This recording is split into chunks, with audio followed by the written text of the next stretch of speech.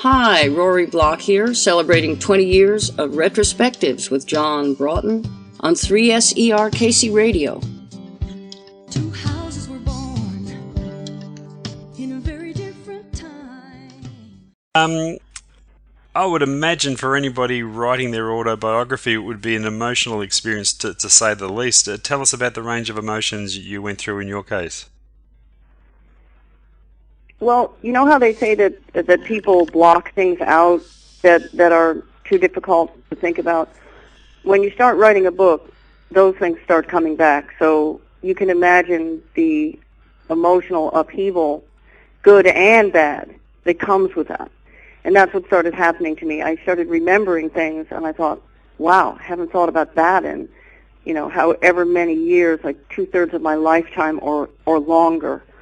And I think it was really good for me. At the same time as there was a certain amount of pain involved. Mm.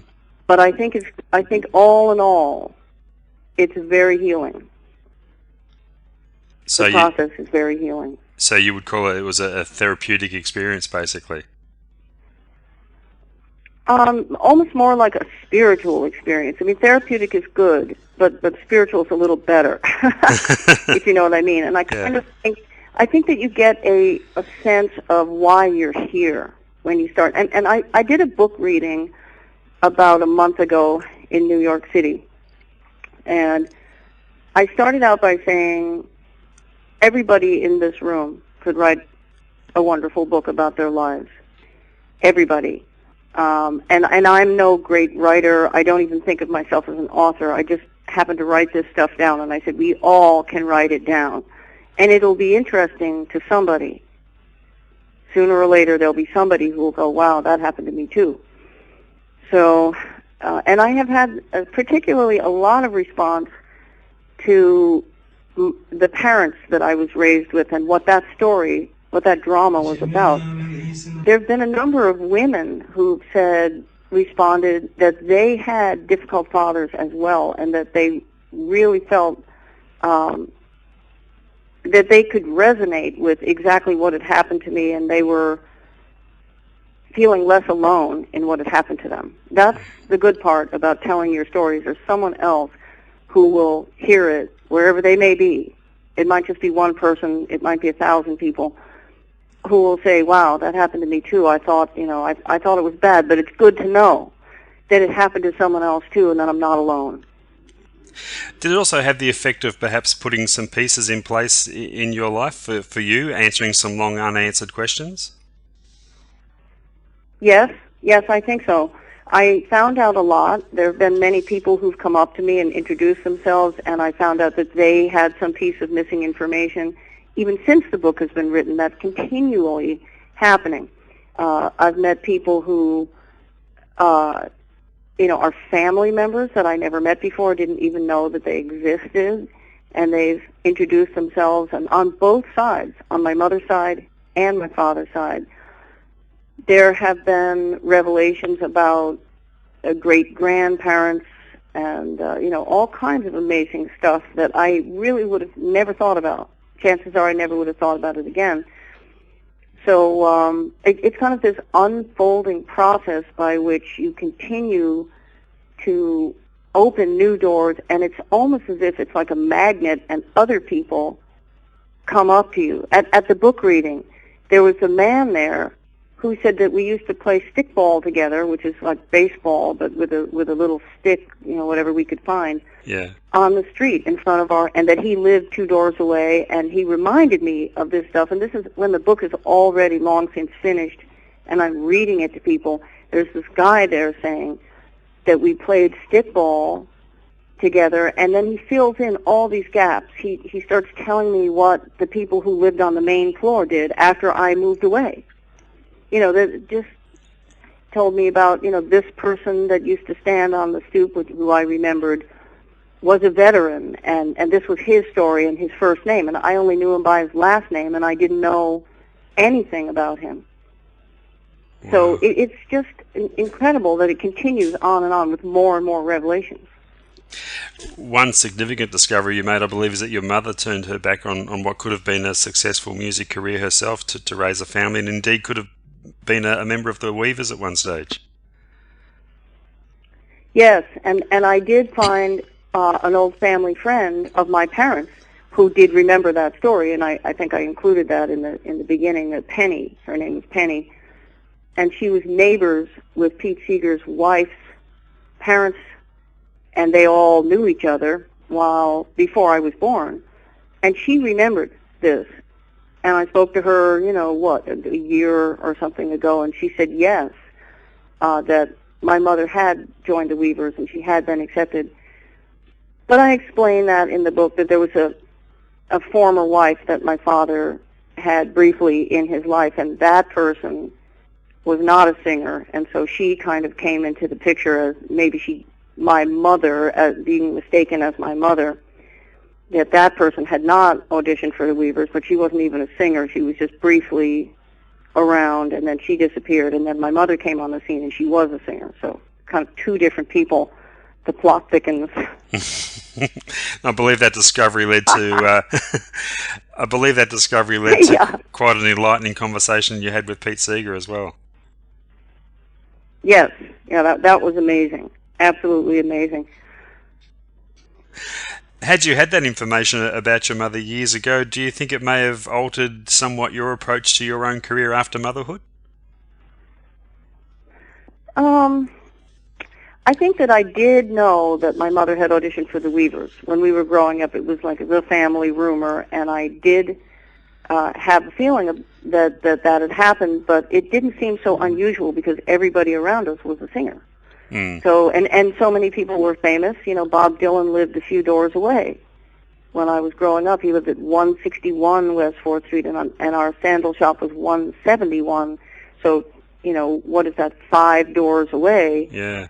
Is Bob Dylan and John Lennon rented an apartment that was probably about a half a block away from the shop. And these were people who would come up and down the street every day, and it was an amazing place and an amazing time. So it wasn't surprising to think that my mother had once auditioned for the Weavers. It was just kind of normal. But I think that in writing the book, I got to put a lot more into perspective, and I got to appreciate the fact that at the end of her life, my mother and she reached out and tried to be a better person, a better mother. And she admitted openly that nobody taught her how to be a mother. And that's quite a revelation. It's not easy. I would imagine it's not easy at all for a parent to say that to their child. It's like, please forgive me. Nobody taught me how to be a mother. Mm. And to be able to say those things to your parents, both of them, with tremendous healing with both of them, is really the subplot behind the book. I mean, the book is about the music business. The book is about blues. The book is about going from point A to point B and all the good things in between. But then there's also this subplot about, the sorrow and then the healing with parents and all that might be in relationship to the experiences in my life. When going through the process of writing the book, did you find yourself in your mind at times going through a whole lot of what-if type scenarios about your life? That's an interesting question, and I think the answer is no, I really didn't. I don't know why, but I never thought, what if? I mean, truly there were many times when I can see that I could have taken another road, and I could have done something which may, in my own mind, have cheapened what I do.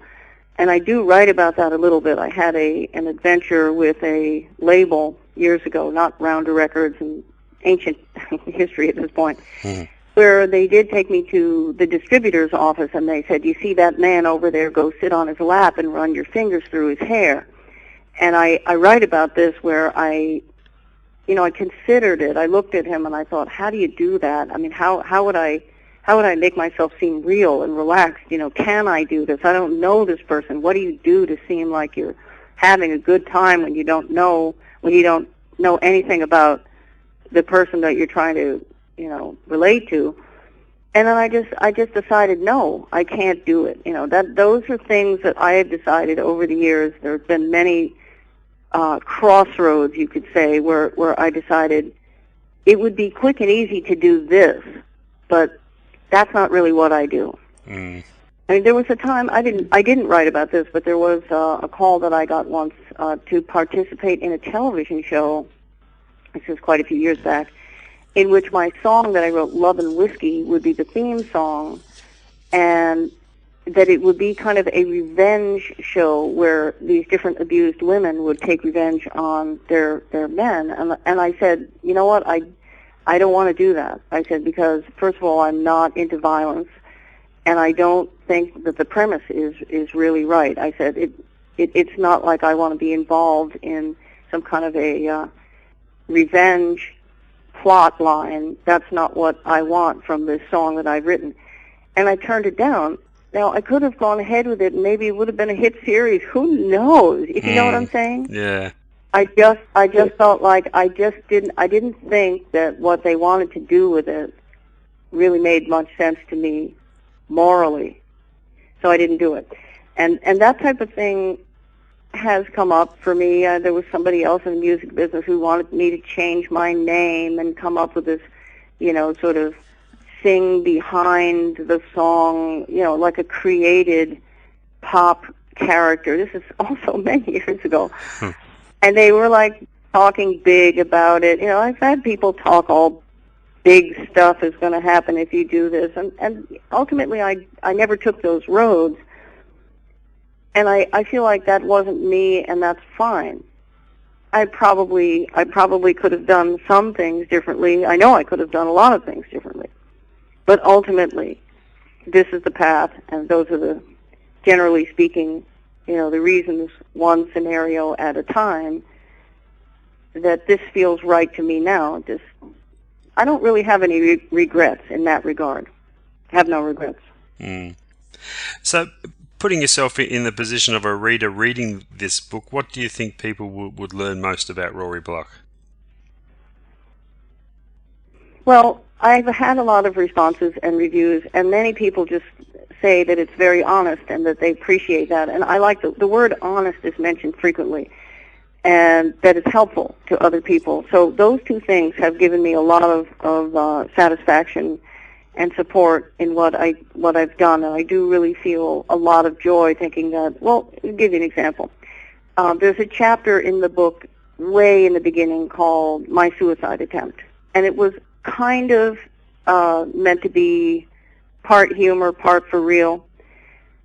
And I talk about being about 2 years old maybe and drinking a glass of detergent at the sink thinking that nobody loved me and that, all the things that I thought at that point. And it was used by a professor in his class where these undergrads were studying childhood suicide. And they all took it very much to heart. And there were many wonderful letters that I got that, what was my thinking? Why did I do it? How did I continue on after that? So it was used in a scholarly setting. And this is not, there have been several letters of that kind by PhD people and people who have been able to use it in their curriculum, certain chapters, for certain reasons. That's incredibly gratifying.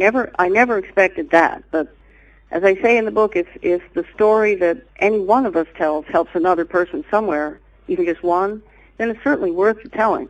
Absolutely, yeah.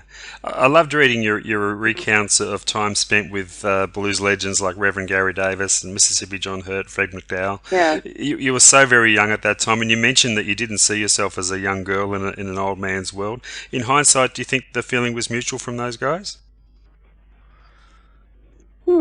That's interesting.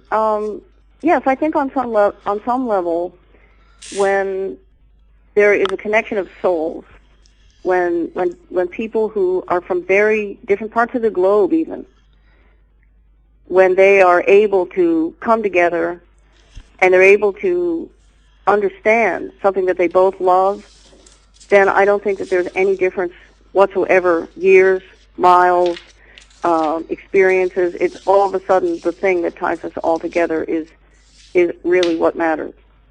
And that's I say there's a chapter there where I write about my mother, where when her, not my dad, but a later husband that she had, when he died, she called me, and we hadn't really had much communication up until then. But when I went over there to see her, and I think I was about 21 or 22, she met me at the door, and the look in her eyes was so open and so incredibly, like I could see into her soul. And at that moment, I say that time, distance, identity, everything else really disappears, and you look at another person. Again, they could come from the other side of the world. They could be 3 times older or much, much younger, and it wouldn't really make any difference, is what I'm saying. And those are the points that are most profound. Those are the points that are most profound, and that is the reason why I have always felt that I really don't see people as in categories and divided. I see us as this very, related in a very spiritual and universal kind of way. As I also say, one seed, basically, one seed and one soul. Mm. I read somewhere that you disconnected your home internet connection and your cable TV, and those factors were very much influential in getting you to sit down and write. Yeah, the economy got bad, and I sat back and I thought, what else can we do? We have to reinvent ourselves. Everyone was thinking that at the time. And we looked at everything that we were doing when it seemed like there wasn't a care in the world, and everybody had more than enough and all that stuff.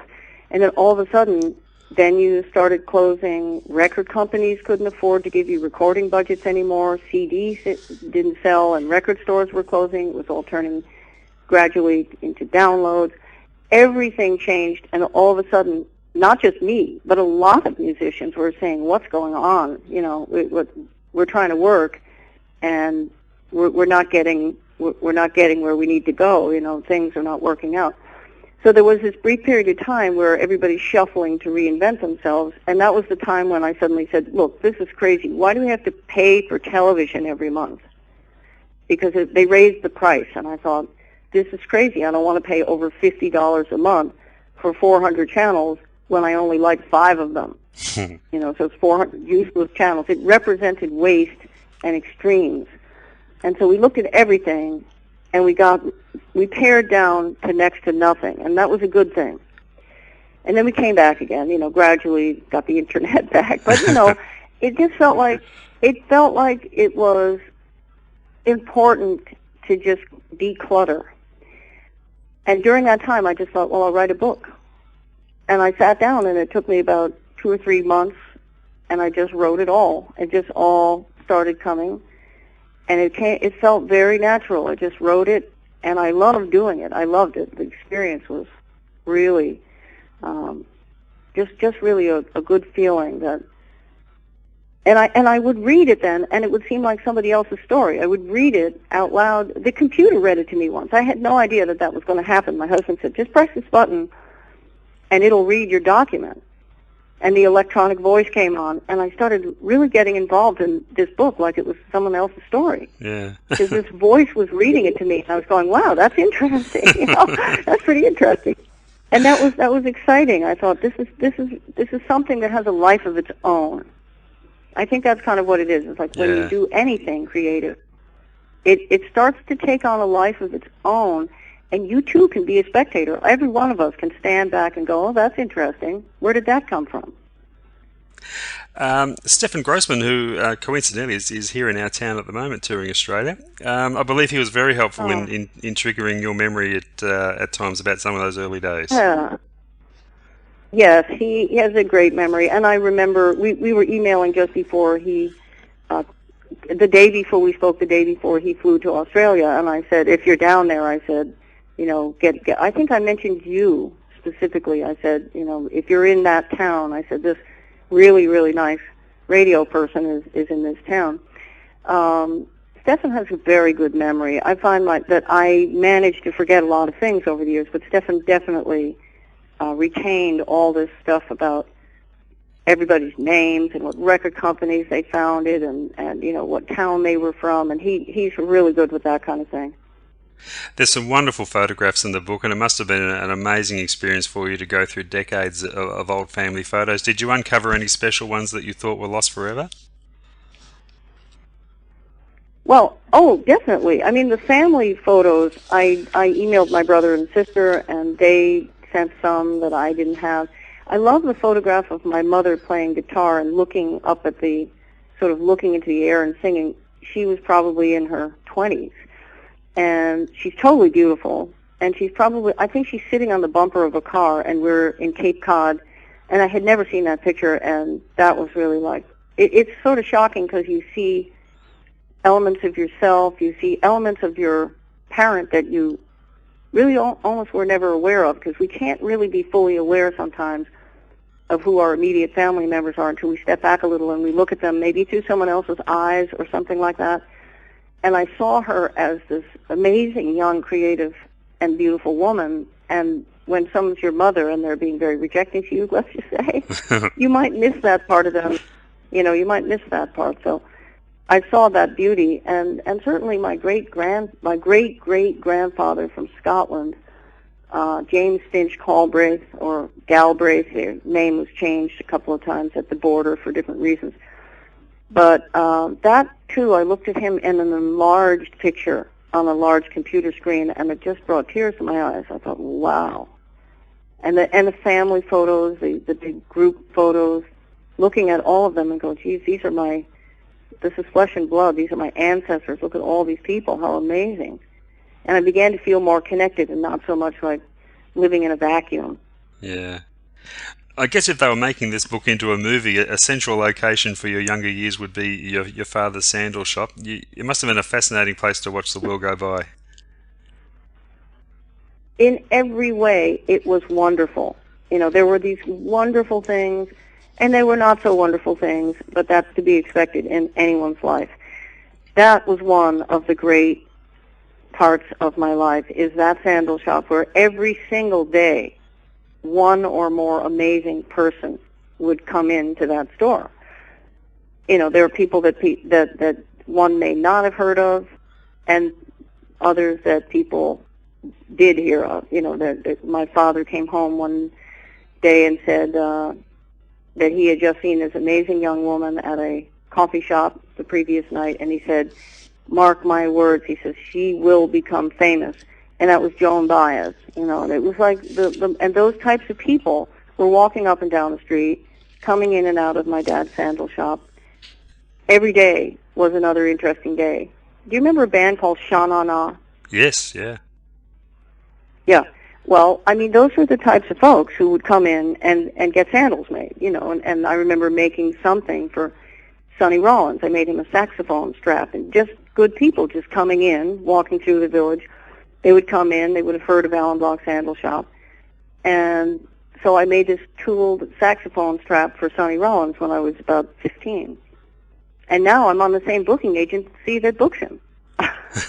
If I'm not mistaken now, I should be careful and make sure that but they have, my new booking agency does top jazz acts. Oh, yeah. And they have the best of the best.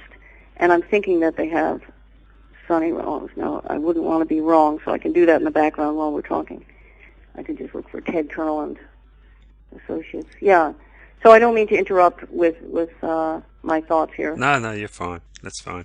There are some intensely personal moments in the book, becoming a teenage mother and a teen bride, and some of the anguish you went through at that time. Did you have a dilemma at times when writing about those periods as just to how much information to give out? Were the things you considered just keeping to yourself? I did keep a lot to myself, and maybe that seems unusual, but I kept a lot to myself, and I wrote about the things that I felt that I could write about. And I think that my position is really that, that everybody has very similar experiences, not identical, not, technically the same experiences. But everybody has deeply emotional experiences, very personal experiences. Everybody can understand. And so, no, I didn't feel that I had said too much, that I should be embarrassed. I never felt that. When I'm on stage, I tell personal stories. So this is truly an extension of the way I've always been. This is my nature. I had to come to terms with the fact that I'm continuously telling personal stories, and that other people feel good about hearing them because it helps them not feel alone, much like what I said earlier on in this conversation. Let me just see if they do have Sonny Rollins. They have their... Sure. Yes, they have Sonny Rollins. Okay, Ted Crow & Associates has the greats. They have, the Marsalis family. They have, let's see, oh my gosh. Well, they have Pete Seeger. They have Pat Metheny, Wow. Ornette Coleman. They have Ramsey Lewis, Sonny Rollins, Stanley Clark, Wynton Marsalis. They have the best of the best in jazz. You're in great So company I'm very there. lucky that. I feel really. Oh, Donnie McCaslin. Remember Donnie McCaslin? Yes, He used to record with Roberta Flack and duets. Yeah, so they have great jazz. Anyway, that reaches back into the story that I made a saxophone strap for Sonny Rollins in the 60s. And so anyway, you did ask, what was it an amazing experience, the Sandal Shop? And yes, it was in every way wonderful. Going to see, at that time I met Stephen Grossman, and we would go and spend time with different blues players, blues masters. That was just pure joy, pure inspiration. That's the stuff that I was able to cling to. That was the goodness. That was the joy, the goodness, the happiness, the excitement. That's when there was no regrets, nothing to look back on. It didn't matter. Time stood still. Those are the things that made everything worthwhile.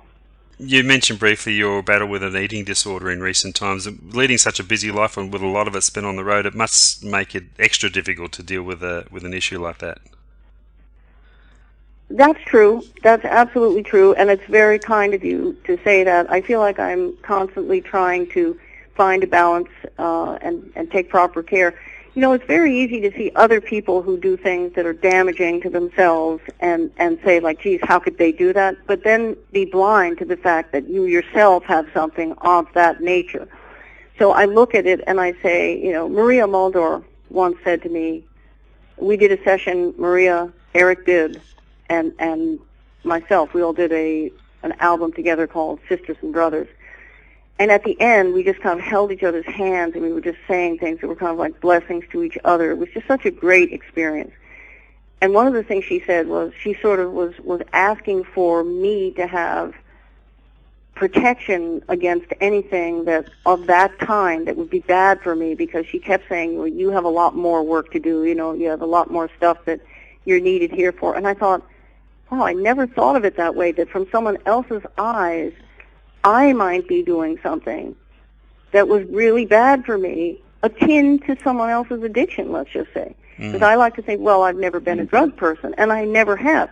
But guess what? I've been a person who didn't eat enough, and I got too thin for a while. And so the getting too thin part made other people worry, and other people started saying, hey, you're too thin. And I would say, well, what are they talking about? Not being able to see my own issues. So I think that writing about stuff like that not only has helped some other people who read it, but it's also helped me to see that those things were things that I was becoming blind to, and that in writing about them, I opened my own eyes. You also mentioned a battle with stage fright. Is that something you've gotten better at handling over the years? Absolutely. Absolutely. Thank goodness. That really was an offshoot of my insecure childhood, where I just felt like whatever I had to offer was really not of much value. And it was just like a feeling of being extremely undervalued. And I couldn't believe that anything I had done was of any value, and therefore, it was kind of natural for me to feel like what I had to do was not interesting to other people, and why did I even think they would want to watch me perform? It took me a while, but I began to, as I write about again in the book, I began to realize that I was among friends, and that we were in this thing together, and that they wouldn't be there if they didn't want to hear me play. And I gradually began to realize the extent to which it was fear and insecurity that was just not related. And now I feel like really comfortable and really at ease and really happy to be doing what I love for my living. And what a thing that is to be grateful for. Fascinated to read about your connection with some descendants of Robert Johnson, which happened around the time of your tribute record to him. What an amazing experience that must have been for you. That was one of the most emotional experiences I can remember. I mean, that was truly... I got a phone call from a friend who said, I just got off the phone with Robert Johnson's grandson and he wants to talk to you. And I was absolutely shocked. I thought, like, well, what do you mean? Robert Johnson doesn't have any living family members. Nobody up until that point that I had ever heard of. You know, we always thought he died as a single man without an heir, without someone to carry on his legacy, and nobody ever talked about, well, his son Claude this and his son Claude that. Nobody really talked about that at all.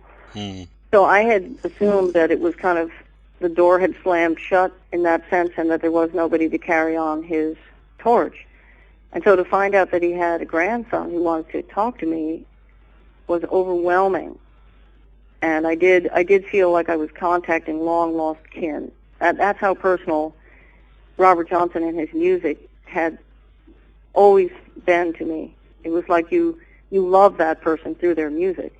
You feel their soul, you feel their spirit, you know them as much as possible, as much as you can, through the beauty of their music. So to hear this person's voice and think, this is Robert Johnson's grandson, it was like dying. I was just dying. I was like shaking.